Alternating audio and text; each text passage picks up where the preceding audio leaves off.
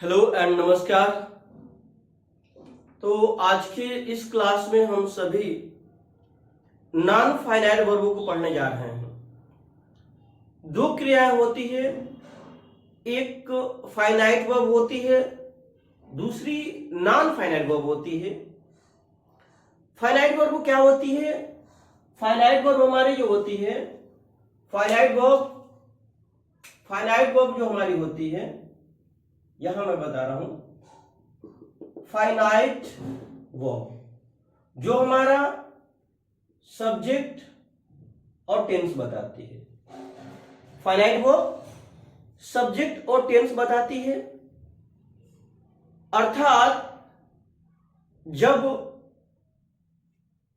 Subject singular है तो verb singular होगी, सब्जेक्ट प्लूरल है तो सब्जेक्ट भी हमारा प्लूरल होगा। इस तरह की स्थिति में इसको समझा जाता है। जहां तक नॉन फाइनाइट क्लास की बात है तो नॉन फाइनाइट वर्ब में न तो सब्जेक्ट का प्रभाव होता है और न ही टेंस का प्रभाव होता है। बच्चों, आपकी जानकारी के लिए मैं बता दूं कि जो वर्ब पढ़ते हैं हम, वर्ब जो होती है वो टेंस को बताती है। अगर कहीं भी हम वर्ब पढ़ रहे हैं और वर्ब को वर्ब की तरह पढ़ रहे हैं तो वो टेंस बताती है। निश्चित रूप से जिन बिंदुओं को मैं आपके सामने रख रहा हूं, चर्चा कर रहा हूं, पढ़ा रहा हूं, एक महत्वपूर्ण बिंदु है। वीडियो को अंत तक देखिएगा, फिर आप समझेंगे कि नॉन फाइनाइट वर्ब तो हमारी जो टेंस होती है और टेंस और वर्ब बताती है, लेकिन फाइनाइट वर्ब क्या रोल प्ले करती है। तो आइए इसको देखें। तो जो नॉन फाइनाइट वर्ब होती हैं, नॉन फाइनाइट मुख्य रूप से नॉन फाइनाइट जो वर्ब होती है मुख्य रूप से हमारी तीन होती हैं, जो इन्फिनेटिव होता है, जेरेंड होता है, पार्टिसिपल होता है। लेकिन इसके अलावा जो मुख्य बात हमें जानने की है वो यह है कि नॉन फाइनाइट जो वर्ब होती है ये वर्ब नहीं बताती है, तो फिर बताती क्या है, इसके रोल क्या होता है इंग्लिश भाषा में। तो इसका रोल होता है इन्फिनेटिव। तीन प्रकार जो हमारा हो गया, पहला इन्फिनेटिव होता है। इन्फिनेटिव जो होता है 2+V1, ये होता है बेयर इन्फिनेटिव होता है। मैं आने वाले वीडियो में आपको एक एक करके बताऊंगा। तो इन्फिनेटिव 2+V1 जो नाउन, एडजेक्टिव और एडवर्ब तीनों का कार्य करती है। जेरेंड क्या होता है? क्रिया में आईएनजी जोड़ने से बनता है, नाउन के कार्य करता है, और ये नाउन जो होता है, मतलब जो जेरेंड होता है उसके अंत में नाने नी निकलता है। तो ये चूंकि जब gerund V1 plus ING noun का काम करता है तो नाउन का कार्य क्या होता है? देखिए, नाउन कहीं भी रहे, नाउन की हम बात करें, नाउन का रोल क्या होता है? देखिएगा, नाउन क्या करता है, वाक्य में चार ही अपना रोल अदा करता है। नाउन क्या करता है?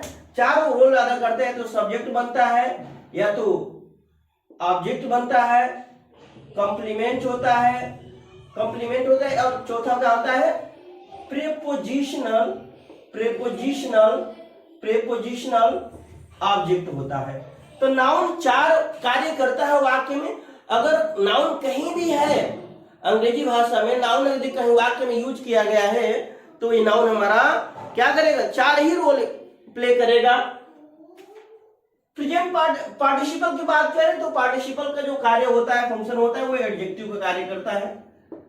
पार्टिसिपल क्या करता है? एडजेक्टिव कार्य करता है। और प्रेजेंट पार्टिसिपल की बात करें तो तीन प्रकार का होता है, प्रेजेंट पार्टिसिपल, पास्ट और परफेक्ट पार्टिसिपल।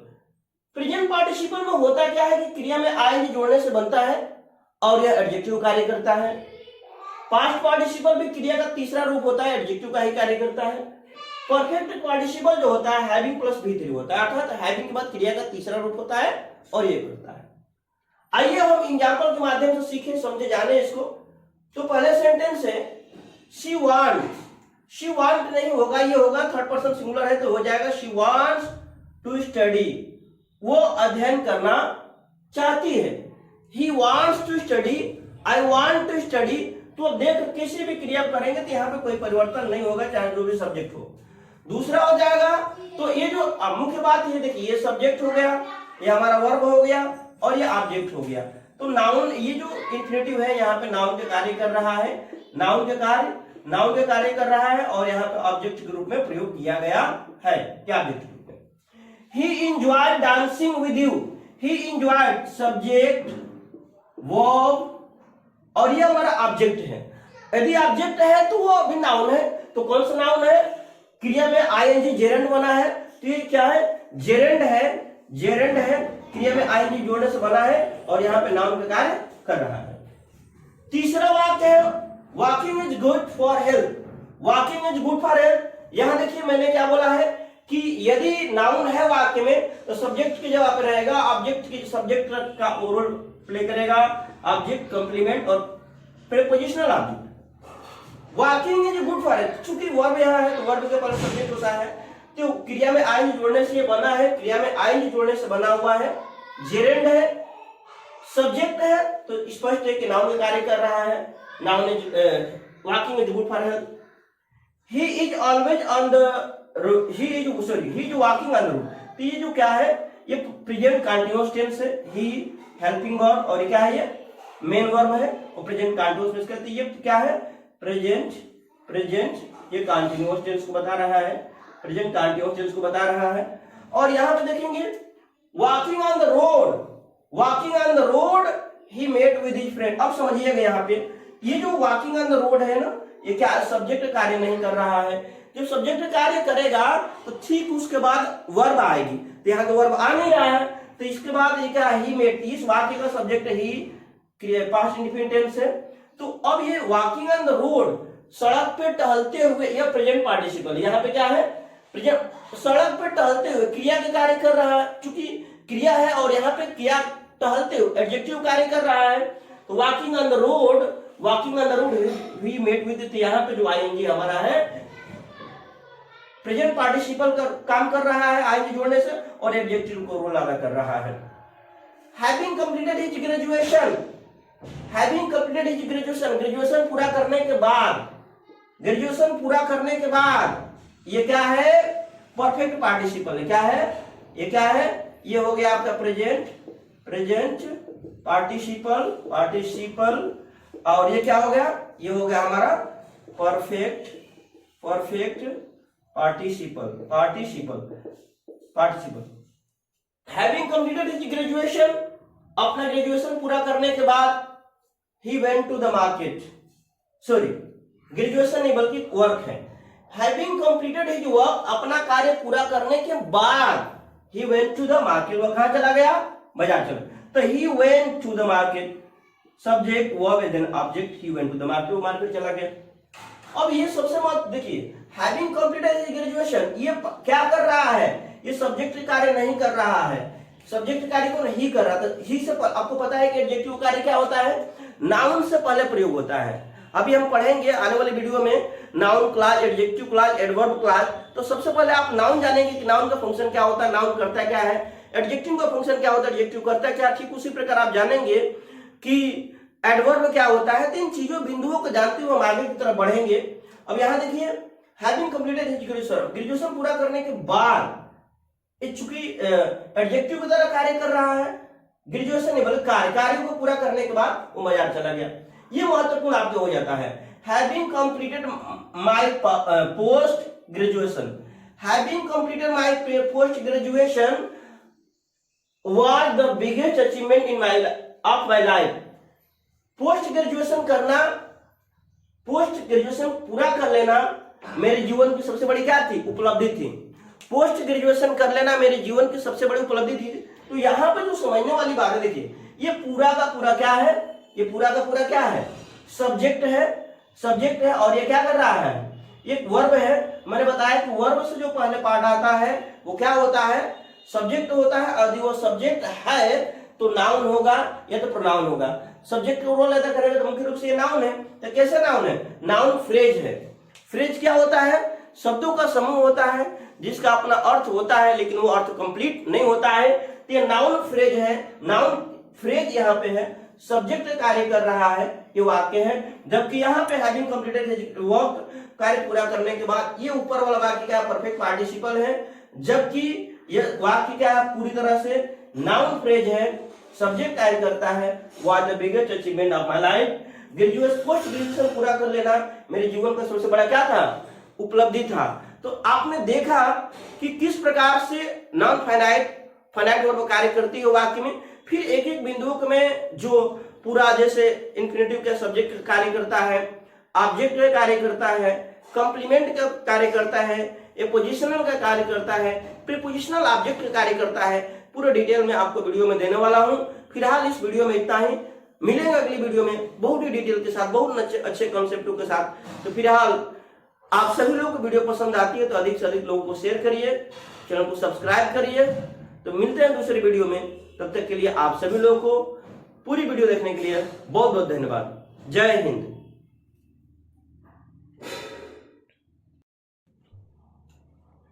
हेलो एंड नमस्कार, एक बार पुनः मैं आप सभी लोगों का नॉन फाइनाइट वर्ब के अंतर्गत मैं स्वागत करता हूं। पहले वीडियो में आपने देखा बहुत ही डिटेल में मैंने नॉन फाइनाइट वर्ब को समझाने का प्रयास किया। बताना चाहा मैंने कि पहले नॉन फाइनाइट वर्ब को हम पहचानेंगे कैसे। फाइनाइट और नॉन फाइनाइट जो दो क्रियाएं होती है, फाइनाइट वर्ब जो कि आपका टेंस और वर्ब बताती है, जबकि नॉन फाइनाइट वर्ब आपका टेंस और वर्ब पे कोई प्रभाव नहीं छोड़ती है, अर्थात किसी टेंस और वर्ब के बारे में बताती नहीं।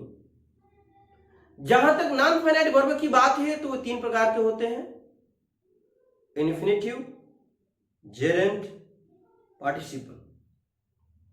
इन्फिनेटिव की बात करें तो क्रिया से पहले टू लगाने से बनता है और यह अलग अलग प्रकार से कभी नाउन का कार्य करता है तो कभी एडजेक्टिव कार्य करता है, एडवर्ब का भी कार्य करता है और पूरे सेंटेंस की भी विशेषता बताता है। वीडियो के अंत तक आप जरूर देखिएगा। वीडियो देखने के बाद आपको किसी भी प्रकार की कोई समस्या आपको नॉन फाइनाइट वर्ब के अंतर्गत जिसमें इन्फिनेटिव पार्ट है कोई दिक्कत नहीं होगा। तो बिना समय गवाए हुए आइए क्लास की शुरुआत करते हैं। आप अलग से देखेंगे कि नॉन फाइनाइट वर्ब जो टू है इसके कितना अंग्रेजी भाषा में महत्व होता है। आइए क्लास की शुरुआत करें। तो सबसे पहले हम नॉन फाइनाइट वर्ब की बात करें तो kinds and usages of the infinitives. Non finite verb के अंतर्गत हम बात कर रहे हैं इन्फिनेटिव्स की, kinds and usages of the. तो सबसे पहले हम काइंड्स की बात करेंगे यहाँ पे। तो there are two kinds of infinitive. Infinitive के दो प्रकार होते हैं और इन्फिनेटिव 2+V1 यह इन्फिनेटिव होता है जो कि नाउन, एडजेक्टिव, एडवर्ब और सेंटेंस को क्वालिफाई करता है। ये चार कार्य है, आप समझिए। पहला हम पढ़ेंगे यहां पे सिंपल इन्फिनेटिव या इसी को कहेंगे नाउन इन्फिनेटिव। और यहां पे सिंपल इन्फिनेटिव को हम देखेंगे, ये सिंपल हमारा इन्फिनेटिव है। दूसरा है, चूंकि दूसरा वीडियो के अंतर्गत मैं बताऊंगा कि दूसरा इन्फिनेटिव है जो आपका है क्वालिफाइंग इन्फिनेटिव, जो अलग अलग नाउन को, एडजेक्टिव को और एडवर्ब को, इवन सेंटेंस को क्वालिफाई करता है। लेकिन यहां पर आप जानेंगे सबसे पहले जो इन्फिनेटिव है, तो इन्फिनेटिव जो सिंपल इन्फिनेटिव हम बात करेंगे एज अ नाउन। इन्फिनेटिव जो होगा नाउन के रूप में हम पढ़ेंगे और नाउन के रूप में पढ़ेंगे यहाँ पे हम, और इसमें जानेंगे पहले प्रकार में as a subject. Infinitive noun के रूप में है और सब्जेक्ट के कार्य करता है। To walk is an exercise. To walk मतलब टहलना एक व्यायाम है। आपको हमेशा मैं बताता रहता हूं कि क्रिया के पहले वाले पार्ट एज ए सब्जेक्ट के कार्य करता है, और यदि सब्जेक्ट हो तो नाउन या प्रोनाउन है, और यहाँ पे शब्द हमारा क्या है, इन्फिनिटिव एज अ नाउन है जो सब्जेक्ट कार्य कर रहा है। To err is human, to err is human, गलतियां मनुष्य से ही होती है, तो टू एरर गलतियां इज ह्यूमन मनुष्य से ही होती है। तो आप जो एरर जो है इन्फिनिटिव है, सब्जेक्ट की जगह पर इसका प्रयोग किया जा रहा है। आप देखेंगे यही आपका इन्फिनिटिव नाउन के कार्य करेगा। यहां हमने सब्जेक्ट के रूप में पढ़ा, लेकिन यहां पे देखेंगे आप एज ऑब्जेक्ट। और ऑब्जेक्ट क्या होता है, ऑब्जेक्ट क्या होता है, एक्शन वर्ब के बाद आने वाला सब्जेक्ट, उसके बाद एक्शन वर्ब के बाद आने वाला जो नेक्स्ट होगा वही ऑब्जेक्ट होता है। नॉन एक्शन वर्ब के बाद आने वाला वो कॉम्प्लीमेंट होता है। मैं आपको इसके बारे में वीडियो डिटेल में देने वाला हूं, समझाने वाला हूं। Children like subject verb to play, ये ऑब्जेक्ट है, और यह ऑब्जेक्ट है तो क्या है, नाउन है। मैंने आपको समझाया है कि नाउन का जो फंक्शन होता है वाक्य में सब्जेक्ट का कार्य करता है, ऑब्जेक्ट का कार्य करता है, कॉम्प्लीमेंट का कार्य करता है, और प्रीपोजिशनल ऑब्जेक्ट का कार्य करता है। तो यहां पर है लाइक वर्ब के बाद आ रहा है तो ऑब्जेक्ट के रूप में ये कार्य कर रहा है। आई वॉन्ट टू गो, मैं जाना चाहता हूं, I want to go, subject verb और ये ऑब्जेक्ट हो गया यहां पर। तो ये ऑब्जेक्ट है तो ये नाउन के कार्य कर रहा है, तो ये भी नाउन के कार्य कर रहा है, ये भी नाउन के कार्य कर रहा है। और अगला जो हम प्रकार पढ़ेंगे एज अ कॉम्प्लीमेंट, जैसा कि मैंने आपको बताया कि नॉन एक्शन वर्ब के बाद आने वाला जो वर्ड होता है वो कॉम्प्लीमेंट के रूप में प्रयोग किया जाता है। इट इज इट और it is yet to decide, it माने अभी तक, it is yet to decide, अभी तक निर्णय लिया जाना है। तो अब जो ये इट है, इट इज टू डिसाइड, निर्णय लिया जाना है। ये जो वर्ब है हमारी एक्शन वर्ब नहीं है, जबकि यहाँ पे एक्शन वर्ब है, तो यहाँ पे ऑब्जेक्ट के रूप में हुआ है, ऑब्जेक्ट है तो नाउन है। और यहाँ हमारी एक्शन वर्ब नहीं है, तो जब एक्शन वर्ब नहीं है तो ये हमारा जो शब्द है टू डिसाइड, और टू डिसाइड क्या हमारा है, टू डिसाइड क्या हमारा है, टू डिसाइड इंफिनिटिव है, और यहां पर इसका कॉम्प्लीमेंट के रूप में प्रयोग किया जा रहा है। My desire is to see her again, मेरी इच्छा है टू सी, देखना, मेरी इच्छा है देखना, उसे देखना, एडवर्ब ऑफ टाइम है अगेन, मेरी इच्छा है उसे दोबारा देखने की, तो ये शब्द प्रयोग किया एज ए कॉम्प्लीमेंट। जब कॉम्प्लीमेंट है तो ये क्या हमारा नाउन है और इसका ये ऑब्जेक्ट है। नेक्स्ट जो देखेंगे एज ए प्रीपोजिशनल ऑब्जेक्ट, मैंने बताया आपको कि प्रीपोजिशन के बाद आने वाला जो शब्द होता है एज ए ऑब्जेक्ट की तरह होगा, अगर यदि ऑब्जेक्ट की तरह होगा तो वो नाउन ही होगा। तो देखिए ही इज, वह है, subject verb about to die, तो ये अबाउट शब्द क्या है हमारा, प्रीपोजिशन है, क्या है, प्रीपोजिशन है।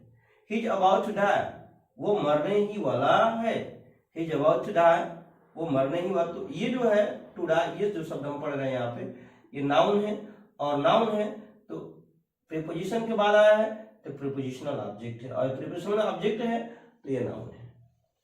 You are about to speak English, आप बोलने वाले हैं, अंग्रेजी बोलने वाला, you are about to speak. तो यहाँ पर टू स्पीक क्या हमारा है, टू स्पीक क्या है हमारा, कॉम्प्लीमेंट है, कॉम्प्लीमेंट नहीं बल्कि ऑब्जेक्ट है। ये क्या हमारा है, ऑब्जेक्ट है जो यहाँ पर प्रयोग किया गया है। You are about to speak English. आगे देखेंगे यहाँ पे दूसरे प्रकार का जो हमारा इन्फिनिटिव है वो क्वालिफाइंग इन्फिनिटिव है। क्वालिफाइंग का मतलब यह होता है विशेषता बताना। क्वालिफाइंग का मतलब क्या होता है, विशेषता बताना, और ये जो विशेषता बताया जाएगा यहां से, तो क्वालिफाइंग इन्फिनिटिव जब होता है जब ये नाउन, एडजेक्टिव, वर्ब या सेंटेंस को क्या करता है, ये क्वालिफाई करता है, ये क्वालिफाइंग है। टू प्लस V1 रहेगा और नाउन एडजेक्टिव वर्ब या सेंटेंस को क्वालिफाई करेगा। तो सबसे पहले हम कहेंगे एडवर्ब की तरह वर्ब को क्वालिफाई करता है। एडवर्ब की तरह करेगा वर्ब को, क्रिया को क्वालिफाई करे। जैसे वी इट हम खाते हैं, क्रिया है ना, क्रिया की विशेषता बताता है। वी इट टू लिव, हम जीने के लिए खाते हैं। एडवर्ब की तरह वर्ब को क्वालिफाई करे। ये वर्ब है ना, ये वर्ब है, ये वर्ब को एडवर्ब की तरह क्वालिफाई कर रहा है। आई वॉन्ट टू हेल्प, मैं चाहता हूं, ये वर्ब है ना। आई वॉन्ट टू हेल्प, मैं मदद करना चाहता हूं। तो क्रिया, ये क्रिया है, इसकी विशेषता है। I want to help my friend, मैं अपने दोस्त की मदद करना चाहता हूं। तो ये वर्ब को क्वालिफाई कर रहा है एज एडवर्ब। एडवर्ब की तरह ही एडजेक्टिव को क्वालिफाई करेगा। तो यहाँ पे वर्ब को क्वालिफाई कर रहा है, वर्ब को क्वालिफाई कर रहा है, यहाँ पे वर्ब को क्वालिफाई कर रहा है। ये वर्ब हो गया, ये वर्ब हो गया, ये वर्ब को क्वालिफाई कर रहा है। और यहाँ पे एडजेक्टिव की तरह, एडवर्ब की तरह एडजेक्टिव क्वालिफाई। देखिए एडजेक्टिव यहाँ पे है, इट इज, और यहाँ का है स्लो। ये दोनों शब्द, it is easy to solve, it is easy to solve मतलब हल करना क्या है, आसान है।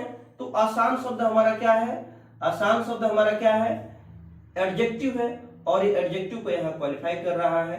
एडजेक्टिव को जो क्वालिफाई करता है हमारा एडवर्ब होता है। तो टू सॉल्व ये इन्फिनेटिव है, जो कि एडवर्ब की तरह यहाँ पे प्रयोग किया जा रहा है। ही इज स्लो, वो स्लो शब्द क्या हमारा एडजेक्टिव है। He slow to do this work, he slow to do this, इस कार्य को करने में वो क्या है, थोड़ा धीमा है। तो स्लो एडजेक्टिव है, और टू डू करना, ये क्या हमारा हो गया, ये हमारा होगा एडवर्ब। ये हमारा हुआ, ये यहाँ पे भी एडवर्ब, और यहाँ पे हमारा हो गया एडवर्ब, और यहाँ पे भी एडवर्ब हो गया एडीवी। समझ पा रहे होंगे बहुत बेहतर तरीके से आप कंसेप्ट को। एडजेक्टिव की तरह नाउन को क्वालिफाई करना। एडजेक्टिव की तरह नाउन को, नाउन के कार्य क्या होता है, नाउन जो होता है, नाउन, उस नाउन को कौन क्वालिफाई करता, नाउन और प्रोनाउन को एडजेक्टिव क्वालिफाई करता है। आई हैव नो हाउस, मेरे पास घर नहीं, तो घर क्या हमारा है, नाउन है। नाउन को जो ये हमारा इंफिनिटी है 2 + V1, इसको क्वालिफाई कर रहा है। आई हैव नो हाउस, मेरे पास घर नहीं है, क्या करने के लिए, टू लिव, रहने के लिए। तो यहाँ पर एज एडजेक्टिव के रूप में प्रयोग किया जा रहा है, हमारा क्या, इंफिनिटिव एडजेक्टिव की तरह प्रयोग में लाया जा रहा है। ध्यान से देखिएगा, I like milk to drink, I like milk, milk क्या हमारा है, मिल्क क्या है, मिल्क हमारा क्या है, नाउन है। टू ड्रिंक, पीने के लिए, तो ये जो यहाँ पर प्रयोग हो रहा है एडजेक्टिव पे। ये नाउन हमारा क्या है, ये हाउस क्या हमारा है, नाउन है। ये हमारा मिल्क क्या है, नाउन है। और नाउन को जो क्वालिफाई करना है तो वही हमारा क्या है, एडजेक्टिव, तो एडजेक्टिव के रूप में। और ये टू ड्रिंक एडजेक्टिव के रूप में, और टू लिव यहाँ पे एडजेक्टिव के रूप में प्रयोग किया जा रहा है। कंसेप्ट को बारीकियों से मैं समझा रहा हूं, बेहतर तरीके से आप समझ पा रहे होंगे। सेंटेंस को क्वालिफाई करता है हमारा, सेंटेंस को क्या करता है, इन्फिनेटिव क्या होता है, सेंटेंस को ही पूरे क्वालिफाई करता है। To tell the truth, to tell the truth, सच कहना। I have never loved her, सच कहूं तो ये I have never loved her, मैंने उससे प्यार कभी किया ही नहीं है। I have never loved her, मैंने कभी उससे प्यार नहीं किया है। ये वाक्य हो गया, ये पूरे वाक्य की विशेषता क्या बता रहा है, सच कहूं तो। देखिए नेक्स्ट, टू बी ऑनेस्ट, ईमानदारी से मैं कहूं, I am not going to help you, सीधी सीधी बात है, यहां छुपाने वाली कोई बात नहीं है। टू बी ऑनेस्ट, यदि मैं सच कहूं, फ्रेंकली बोलूं, I am not going to help you. तो टू बी ऑनेस्ट, यहां जो है टू बी ऑनेस्ट हमारा क्या शब्द हो रहा है, इन्फिनिटिव है, जो कि सेंटेंस को क्वालिफाई कर रहा है। यहां इन्फिनिटिव है, टू बी सेंटेंस क्वालिफाई कर रहा है। तो अब इसके बाद हमारा एक और कंसेप्ट होता है जिसका नाम होता है bare infinitive.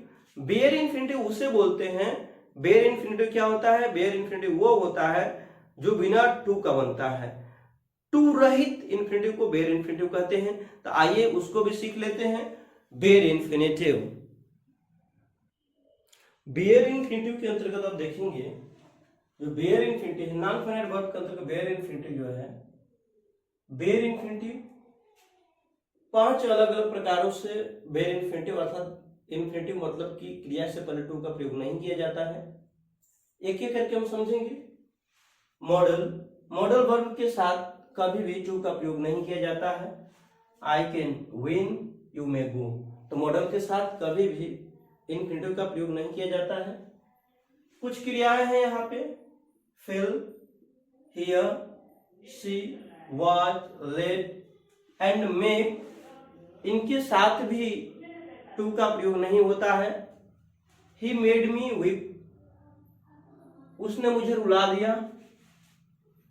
I felt the earth shake, मैंने महसूस किया पृथ्वी को हिलते हुए। आई हर्ड हिम क्राई, मैंने उसे रोते हुए सुना। लेट हिम डू दिस, उसे यह करने दो। लेकिन एक कंडीशन है, जब यही हमारा पैसिव वॉइस में होगा तो इन क्रियाओं के साथ टू का प्रयोग होता है। दे वर हर्ड टू से सो, दे वर हर्ड, उन लोगों को सुना गया ऐसा कहते हुए। दे वर हर्ड टू से सो, तो हियर के साथ जब एक्टिव वॉइस रहेगा तो टू नहीं लगेगा, जबकि पैसिव वॉइस में यहीं पे टू लगेगा। He was made to laugh, उसे हंसाया गया।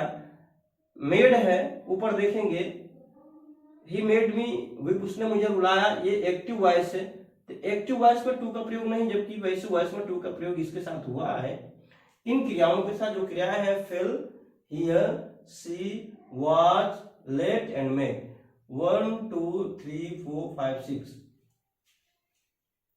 कुछ और देखिए, had better, had rather, would rather, sooner than, rather than के साथ भी टू का प्रयोग नहीं किया जाता है। You had better ask permission, तुम्हें अच्छा, अत्यधिक अच्छा रहेगा क्या कर लेना, परमिशन। यहां पे you had better to ask अक्सर लिख देते हैं जो कि पूरी तरह से गलत है।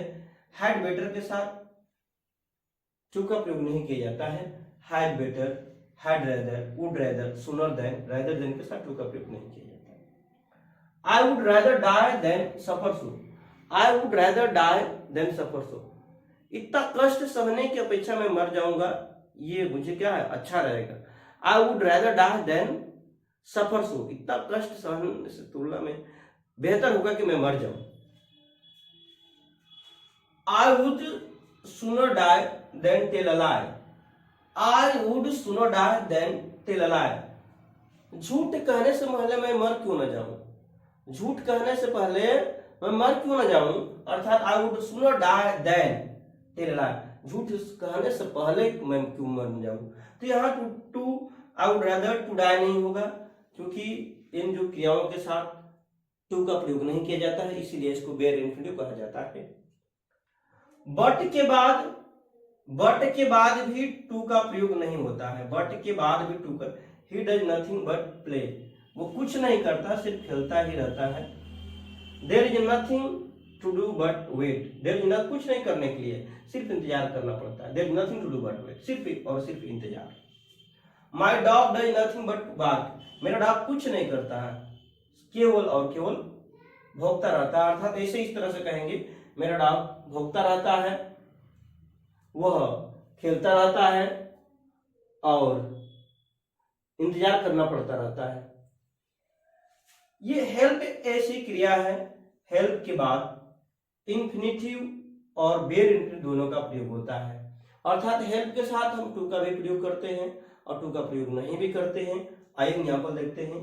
ही helped me lift the box, he, उसने मेरी मदद किया बॉक्स को उठाने में। ही हेल्प्ड मी, मेरी मदद किया टू लिफ्ट द बॉक्स को उठाने में। यहाँ ही लेफ्ट मी, यहाँ पर बेयर इन्फिनिटिव है, bare infinitive. He helped me, मेरी मदद किया, टू लिफ्ट द बॉक्स, और यहाँ पे क्या है, इन्फिनिटिव है, इन्फिनिटिव है, जबकि ऊपर वाला में क्या है, बेयर इन्फिनिटिव है। आपको मैंने बहुत ही डिटेल में आपको इन्फिनिटिव के बारे में समझाया बुझाया। वीडियो को देखते रहिए, फिर एक अलग वीडियो में मैं आपको जेरेंडर दूंगा, फिर एक और अलग वीडियो में आपको मैं पार्टिसिपल बताऊंगा। तो वीडियो नंबर 2 है, वीडियो नंबर 3, वीडियो मतलब नॉन फाइनाइट वर्ब की 4 वीडियो आपके सामने देखने को मिलेगी। हम उसे सीखेंगे, समझेंगे, जानेंगे। तो फिलहाल आज हम लोग इन्फिनेटिव को पढ़ा, हम लोगों ने पढ़ेंगे जेरेंड अगले वीडियो में, और उसके बाद पार्टिसिपल पढ़ेंगे हम अगले वीडियो में। तो फिलहाल इस वीडियो में इतना ही, मिलेंगे अगले वीडियो में। तब तक के लिए आप सभी लोगों को पूरी वीडियो देखने के लिए बहुत बहुत धन्यवाद। नमस्कार। तो आइए नॉन फाइनाइट वर्ब के अंतर्गत आज के वीडियो नंबर 3 के अंतर्गत हम जेरेंड को पढ़ने जा रहे हैं, जो कि बहुत ही इंपॉर्टेंट कंसेप्ट होता है। जानते हुए कि V1 प्लस आईएनजी अर्थात क्रिया में आईएनजी जोड़ने से हमारा जेरेंड बनता है और यह नाउन का कार्य करता है। कभी कभी यह वर्ब का भी काम करता है। यह बहुत महत्वपूर्ण हो जाता है। तो निश्चित रूप से आपको इसे समझना चाहिए, जानना चाहिए, वीडियो में अंत तक बने रहना चाहिए और इसे सीख करके व्यवहार बनाना चाहिए। आइए देखते हैं। The gerund is used as noun. Gerund जो होता है, जेरेंड होता है V1 प्लस आईएनजी क्रिया में जोड़ने से बनता है और यह नाउन के रूप में प्रयोग होता है। और हिंदी के अर्थ में निकालेंगे तो हिंदी के अर्थ में अंत में ना, ने, नी निकलता है। जेरेंड होता है। जिसे 3 एग्जाम्पल देखेंगे। Walking is an exercise. टहलना एक व्यायाम है। I like reading stories. मैं पढ़ना पसंद करता हूं। अब चूंकि यहां पे एक इंपॉर्टेंट चीज आपको समझाने का प्रयास मैं करूंगा।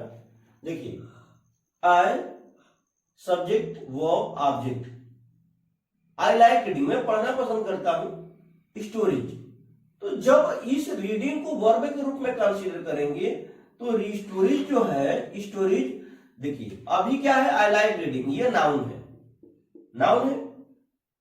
जब इसी को वर्ब के रूप में हम कंसीडर करेंगे तो उस समय यह जो है यह वर्ब होगी और इस वर्ब का ये क्या बन जाएगी, ऑब्जेक्ट बन जाएगी। ये कंसेप्ट बहुत इंपॉर्टेंट है, समझिएगा। He is fond of playing card, वो कार्ड खेलने का शौकीन है। प्रीपोजिशनल, प्रीपोजिशन के बाद प्रीपोजिशनल ऑब्जेक्ट होता है। ऑब्जेक्ट आपको बताया गया है कि वाक्य में नाउन का कार्य सब्जेक्ट होता है, ऑब्जेक्ट होता है, कंप्लीमेंट होता है, प्रीपोजिशनल ऑब्जेक्ट है। हमेशा से बताता रहा हूं आपको।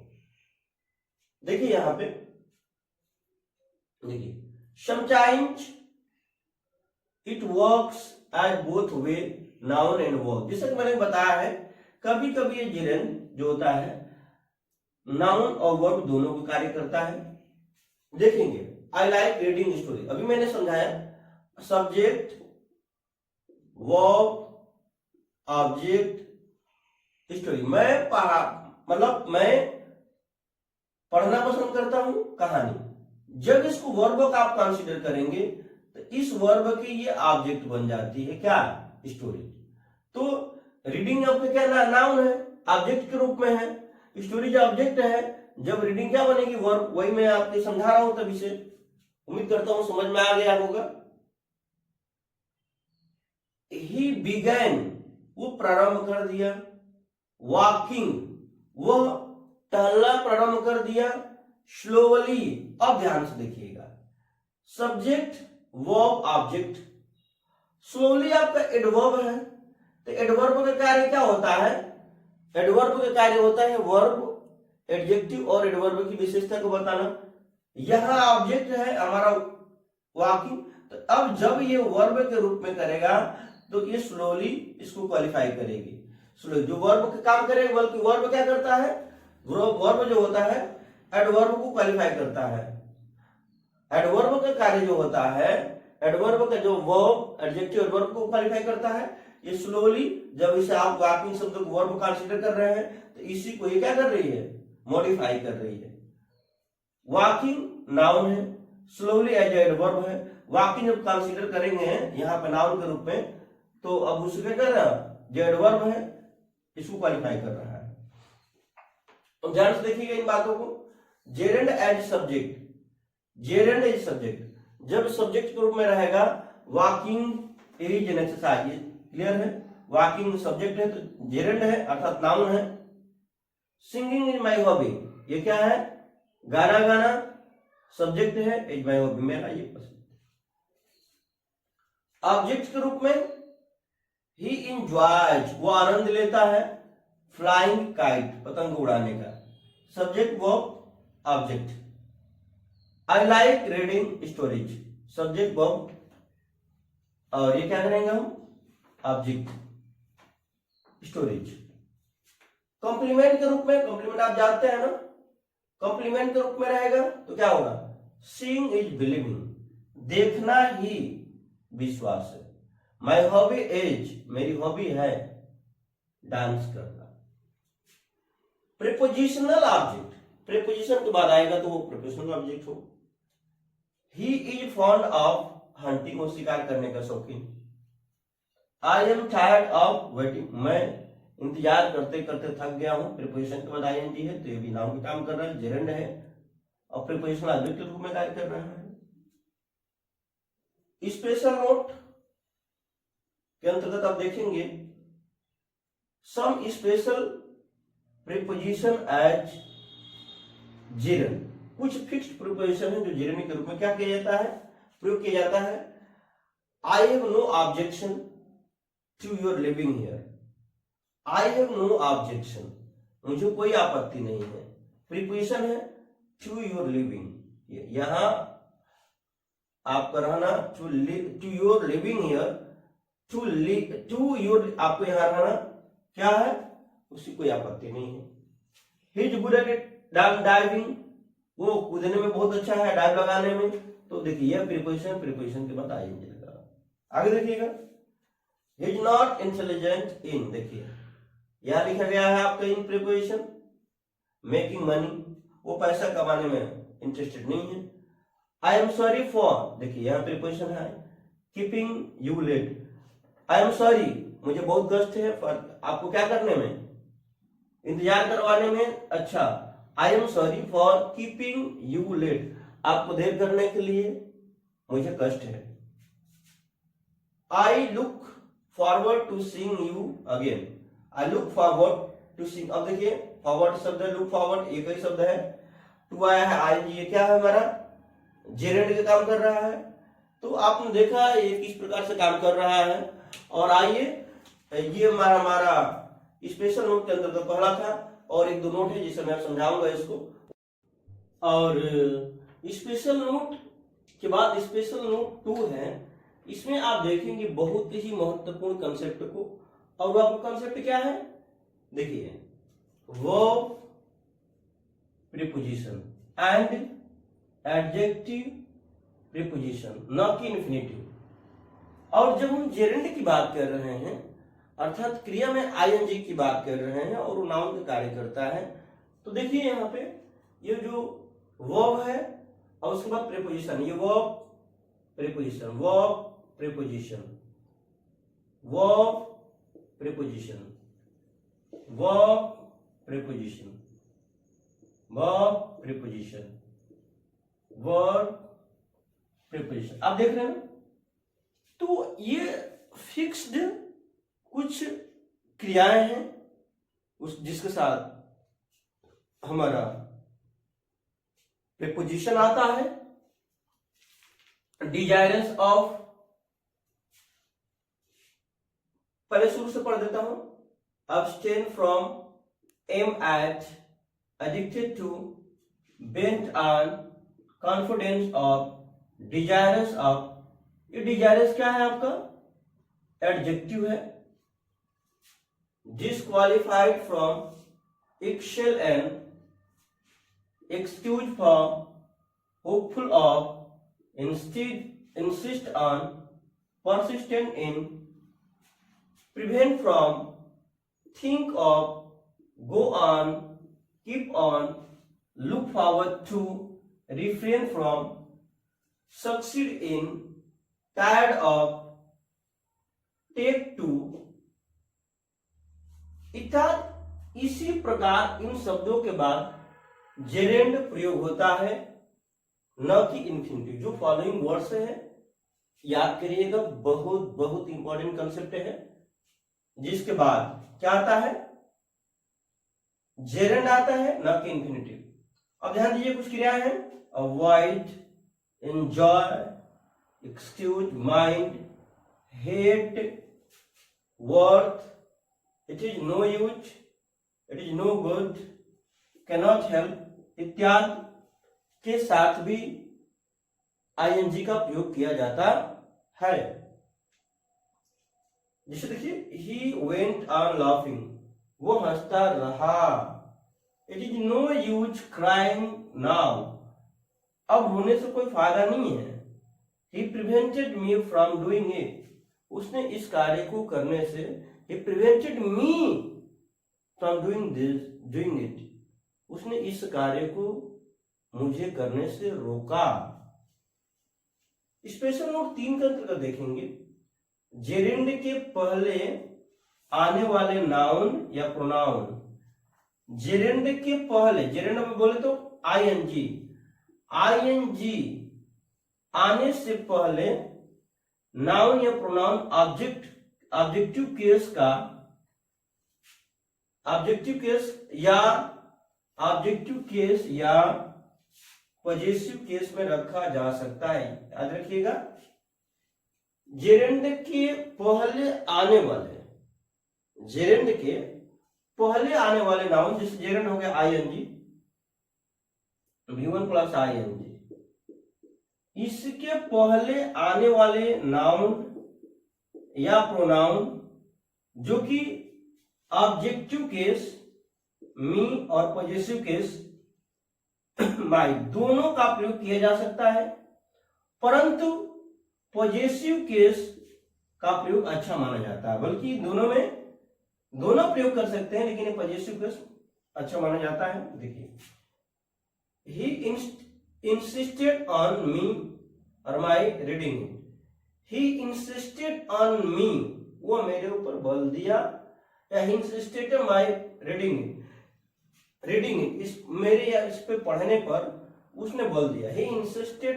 on me reading it, इसे पढ़ने को उसने मुझे जोर दिया। तो आप देखिए, मी भी शब्द है, माई है, दोनों करेक्ट हैं, लेकिन अधिक सुटेबल माना जाता है, उपयुक्त माना जाता है माई पॉजिटिव केस में।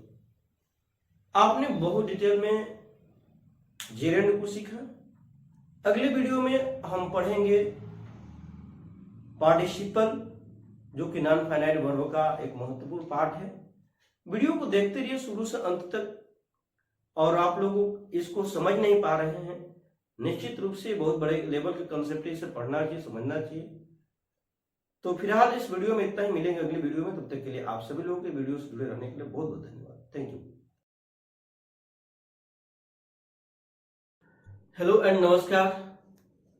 तो एक बार पुनः नॉन फाइनाइट वर्ब के अंतर्गत जो तीसरा और इंपॉर्टेंट स्ट्रक्चर है, इंपॉर्टेंट जो रूल है, जो वीडियो नंबर 4 के अंतर्गत मैं दे रहा हूं। पहले वीडियो में मैंने आपको समझाया है कि नॉन फाइनाइट का महत्व क्या है, नॉन फाइनाइट वर्ब क्यों पढ़ते हैं। उसके बाद दूसरी वीडियो में मैंने आपको डिटेल में इंफिनिटिव पढ़ाया है, तीसरी वीडियो में मैंने आपको जेरेंड पढ़ाया है, और आज इस चौथे वीडियो में आप सब लोगों को पार्टिसिपल पढ़ाने जा रहा हूं। अंग्रेजी भाषा में पार्टिसिपल एक बहुत ही महत्वपूर्ण भूमिका में निभाता है, जिसे हम सभी लोगों को जानना अति आवश्यक और महत्वपूर्ण हो जाता है। क्योंकि पार्टिसिपल जो होता है 3 प्रकार का होता है, प्रेजेंट पार्टिसिपल, पास्ट पार्टिसिपल और परफेक्ट पार्टिसिपल। और यह पार्टिसिपल क्रिया में आईएनजी जोड़ने से प्रेजेंट पार्टिसिपल, क्रिया का तीसरा रूप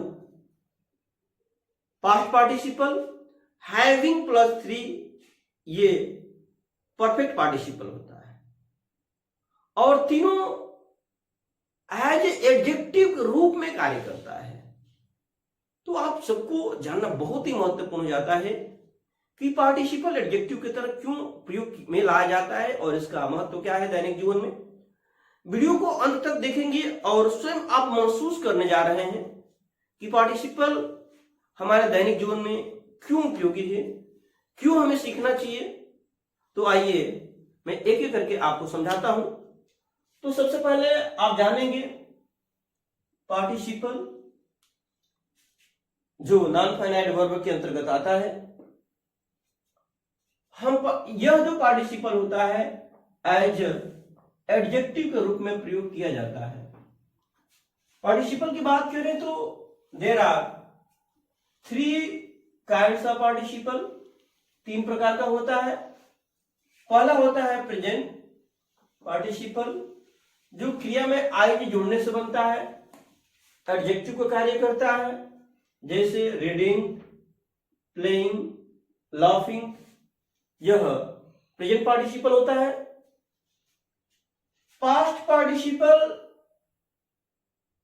क्रिया में डी आर ईडी जोड़ करके बनता है या सीधे क्रिया का तीसरा रूप लिखा रहता है जो पास्ट पार्टिसिपल का कार्य करता है। रीड जो है इसका प्रोनाउंसिएशन हम स्पेलिंग वही रहेगा, प्रोनाउंसिएशन करेंगे तो रीड होगा। प्ले का प्लेड होगा, लव का लव्ड हो जाएगा, क्रिया का तीसरा रूप यह है। और तीसरा और आखिरी जो प्रकार होता है परफेक्ट पार्टिसिपल होता है जो कि हैविंग प्लस V3 से बनता है। अर्थात एक कार्य को करने के बाद दूसरा कार्य होता है। मैं विधिवत आपको एक एक कंसेप्ट को एग्जांपल के साथ पढ़ाऊंगा, समझाऊंगा। आप कमेंट करके बताएंगे यदि कंसेप्ट आपको समझ में नहीं आ रहा है। वैसे तो पूरी तैयारी के साथ मैं पढ़ाता हूं, मेहनत के साथ अध्ययन करने के बाद मैं आपको पढ़ाता हूं और यहां पे आप महसूस करेंगे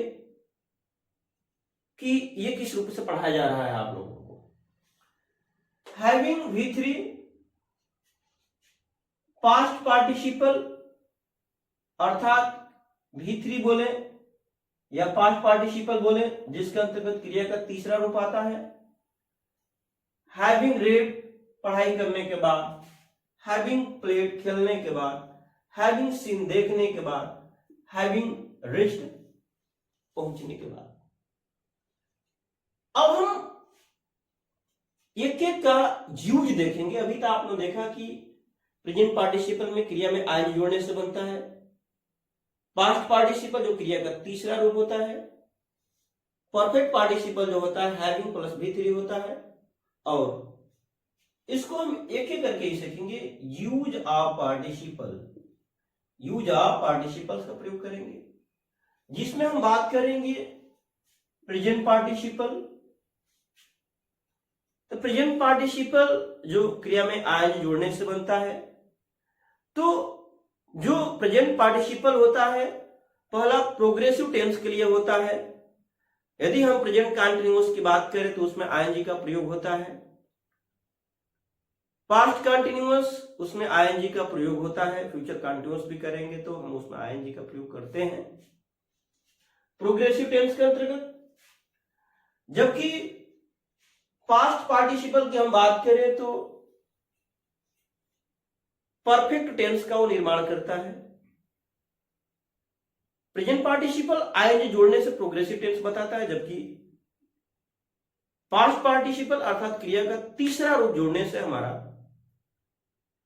परफेक्ट पार्टिसिपल बताता है। बल्कि पास्ट पार्टिसिपल बताता है, परफेक्ट पार्टिसिपल क्रिया का तीसरे रूप जोड़ने से बनता है। आइए यहां पे सीखें। यहां देखिए, he is playing present participle, I have eaten past participle, he will have reached past participle। ये जो वाक्य है आपके सामने। तो पहला नियम के अंतर्गत आपने पढ़ा कि प्रेजेंट पार्टिसिपल जो होता है प्रोग्रेसिव टेंस में प्रयोग होता है। पास्ट पार्टिसिपल जो परफेक्ट टेंस में प्रयोग होता है। एग्जाम्पल आपने देखा यहां पे। दूसरे प्रकार का जो हमारा होगा पार्टिसिपल, जब एक सब्जेक्ट के द्वारा दो कार्य एक साथ किए जाए। जब एक सब्जेक्ट के साथ दो कार्य एक साथ किए जाएं या एक के तुरंत बाद दूसरा, एक के बाद तुरंत दूसरा किया जाए, तब पहले वाले वाक्य को हम पार्टिसिपल के अंतर्गत रख करके करते हैं। देखिए यहां पे, ही जम्प्ड अप, ही रैन अवे। ही वह कूदा, वह भाग गया। ही जम्प्ड अप, ही रैन अवे, वो कूदा। तो दोनों वाक्य में यहां देखिए, ये भी सब्जेक्ट ये भी है। वह कूदा और भाग गया, तो इसको बोलेंगे जंपिंग अप, कूद करके, ही रैन अवे, भाग गया। कूद करके वो भाग गया। तो देखिए यहां पे ये प्रेजेंट पार्टिसिपल, कूद करके वो भाग गया, जंपिंग। ही जंप्ड अप, वो कूदा, ही रैन अवे, वो गया। दोनों वाक्य में एक ही सब्जेक्ट है, तो पहले वाले सब्जेक्ट की इस क्रिया को हम क्या करेंगे, पार्टिसिपल में प्रयोग करके करेंगे। तो प्रेजेंट पार्टिसिपल में आई जोड़ेंगे, जंपिंग अप, कूद करके, ही रैन अवे, वो भाग गया। उम्मीद करता हूं आपको बेहतर तरीके से समझ में आ रहा होगा। एक और वाक्य लिखते हैं, he opened the box and took out the watch. He opened the box, उसने बॉक्स को खोला, एंड घड़ी निकाला। एक के तुरंत बाद दूसरा कार्य हो रहा है, बॉक्स खोला, घड़ी निकाला, कूदा, भाग गया। तो जब एक कार्य के तुरंत बाद दूसरा कार्य हो रहा है, तो इसको पार्टिसिपल में हम जब ऐड करेंगे तो प्रथम वाक्य की क्रिया को प्रेजेंट पार्टिसिपल में करेंगे। तो यहां प्रेजेंट पार्टिसिपल ओपन है, तो इसको हम पार्टिसिपल में करेंगे, ओपनिंग द बॉक्स, बॉक्स खोल करके, it took out a watch, उसने घड़ी निकाला। जब एक ही सब्जेक्ट के द्वारा दो कार्य इस प्रकार संपन्न हो, जब एक ही सब्जेक्ट के द्वारा, जब एक सब्जेक्ट दो कार्य इस प्रकार संपन्न हो कि एक कार्य पूरा होने के ठीक बाद दूसरा शुरू हो जाए। एक ही सब्जेक्ट के द्वारा जैसे ये कार्य संपन्न होता है, ठीक दूसरा शुरू हो जाता है, तो उसके लिए हम परफेक्ट पार्टिसिपल का प्रयोग करते हैं। आइए देखें, एक कार्य तुरंत खत्म होगा, उसी तुरंत खत्म होने के बाद दूसरा शुरू हो जाता है, तब हम परफेक्ट पार्टिसिपल का प्रयोग करते हैं। देखिए, he did his job, he left the office. He did his job, he left the office. वह अपना कार्य किया, वह ऑफिस छोड़ दिया। कार्य किया तुरंत ऑफिस छोड़ दिया, तो क्या बना, having done his job, अपना कार्य करने के बाद, he left the office। फिर से समझिएगा, he did his job, उसने अपना काम किया, he left the office, अपना काम कर लिया, ऑफिस छोड़ दिया। तो जैसे काम संपन्न हुआ, वो ऑफिस छोड़ दिया। तो having complete, having done his job, अपना कार्य करने के बाद, ही लेफ्ट द ऑफिस, वह ऑफिस छोड़ दिया। समझ में आ रहा होगा। आइए दूसरे से क्लियर कर देता हूं मैं आपका। ही वर्कड हार्ड, उसने कठिन परिश्रम किया। ही फेल्ट टायर्ड, उसने कठिन परिश्रम, कठिन मेहनत किया और तुरंत थक गया। उसने कठिन परिश्रम किया और थक गया। तो क्या बोलेंगे, हैविंग वर्कड हार्ड, क्योंकि पहले वाला बनाना है, having worked hard, having worked hard, कठिन परिश्रम करने के बाद, ही फेल्ट टायर्ड, वो क्या हो गया, having having having having having having worked hard, कठिन परिश्रम करने के बाद, ही लेफ्ट राइट। सुनिए फिर से एक बार, वो देखिए, ही वर्कड हार्ड, उसने कठिन परिश्रम किया, ही फेल्ट टायर्ड, वो थक गया, थकना महसूस किया। ये तुरंत कार्य हुआ, तुरंत वो महसूस किया। पहले वाला वाक्य जो हुआ, तो इसको हम बनेंगे परफेक्ट पार्टिसिपल में, तो ये क्रिया हमारी हो गई, having worked hard, having worked hard, कठिन कार्य करने के बाद, ही फेल्ट टायर्ड। तो इसके अगले पार्ट को हम यहाँ पे, अगला जो काइंड से, अब मैं आपको यहाँ पे हम सीखे हैं दूसरा प्रकार, तीसरे प्रकार। ये तीसरे प्रकार का जो पार्टिसिपल है हमारा है, इसको देख लीजिए। तीसरे प्रकार का जो पार्टिसिपल है प्रेजेंट पार्टिसिपल और पास्ट पार्टिसिपल का प्रयोग, जो कि एडजेक्टिव की तरह होता है। प्रेजेंट पार्टिसिपल और पास्ट पार्टिसिपल का प्रयोग एडजेक्टिव, अर्थात ये दोनों नाउन या प्रोनाउन के पहले प्रयोग होगा। देखिए, अ रोलिंग स्टोन गैदर्स नो मार। और रोलिंग स्टोन मतलब क्या हुआ, लुढ़कने वाला पत्थर कोई भी द्रव्य को इकट्ठा नहीं करता है। The child had a smiling face, बच्चा के पास मुस्कुराता हुआ चेहरा। फेस नाउन है, स्माइलिंग क्रिया है जो वर्ब का पार्टिसिपल बता रहे हैं। The child has a smiling face, बच्चे के पास या बच्चे का मुस्कुराता हुआ चेहरा है। He played a losing game, उसने खेला गेम कैसा, हारने वाला गेम खेला। ये यहाँ पे ये पार्टिसिपल है, present participle. He is a drunkard person, person noun है, इसके बाद पियक्कड़। He is a drunken person, वो पियक्कड़ आदमी है। इसको देखिए, अ बर्न्ड चाइल्ड का मतलब होता है, अ बर्न्ड चाइल्ड मतलब होता है a child who is burned. Burned child का मतलब ये होता है कि वो बच्चा जो जला हुआ है। और रोलिंग स्टोन का मतलब ये होता है a stone which rolls. Rolling stone मतलब वो पत्थर जो रोल करता है, लुढ़कता है। महत्वपूर्ण बात अब यहां सीखिए, नाउन प्रोनाउन को क्वालिफाई करने के लिए पार्टिसिपल का प्रयोग होता है। नाउन पार्ट और प्रोनाउन को प्रयोग करने के लिए, नाउन और प्रोनाउन को क्वालिफाई करने के लिए पार्टिसिपल का प्रयोग होता है। प्रेडिक्टिवली तथा एब्सोल्यूटली भी होता है। तीन तरह से देखेंगे, प्रेडिक्टिवली तथा एब्सोल्यूटली भी होता है। नाउन और एक और एट्रीब्यूटिवली, नाउन के पहले जो हमारा पार्टिसिपल होता है वो होता है एट्रीब्यूटिवली। यहां देखेंगे समझने के लिए। देखिए, प्रेडिक्टिवली एब्सोल्यूटली भी होता है। प्रेडिक्टिवली एज, जैसे देखिए, पहले आप ये समझिए कि एट्रीब्यूटली क्या होता है। तो एट्रीब्यूटली ये होता है, जैसे देखिए नाउन है ना, नाउन के पहले यहाँ है, यहाँ नाउन हमारा है ना, ये नाउन है, नाउन के पहले। तो जहाँ नाउन के पहले आता है एडजेक्टिव, उसको एट्रीब्यूटिवली एडजेक्टिव कहा जाता है।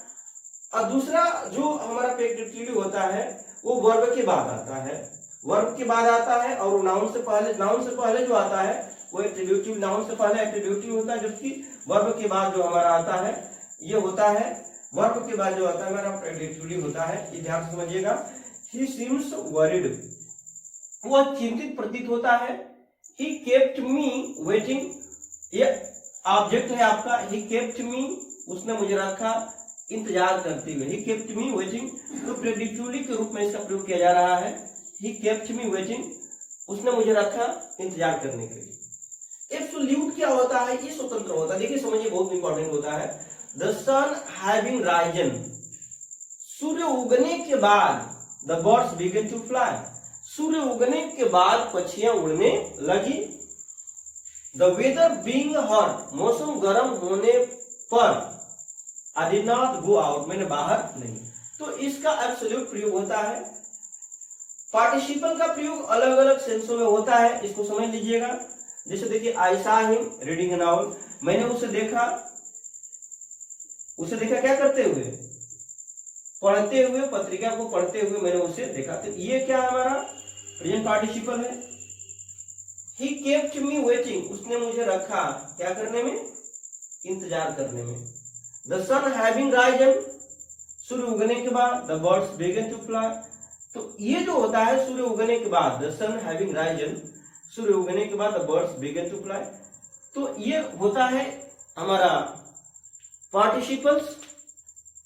यदि आपको कहीं भी समस्या हो रही है, पार्टिसिपल क्लियर नहीं हो रहा है, आप कमेंट करके बताएंगे। अगली वीडियो में आपको निश्चित रूप से उसका सलूशन मिलेगा।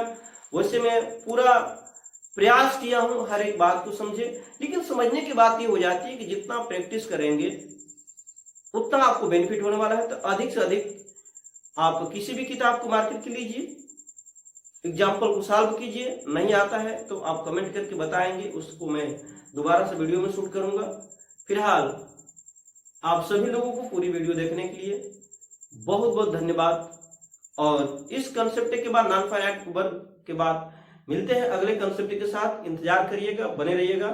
तब तक के लिए आप सभी लोगों को पूरी वीडियो देखने के लिए बहुत बहुत धन्यवाद। जय हिंद।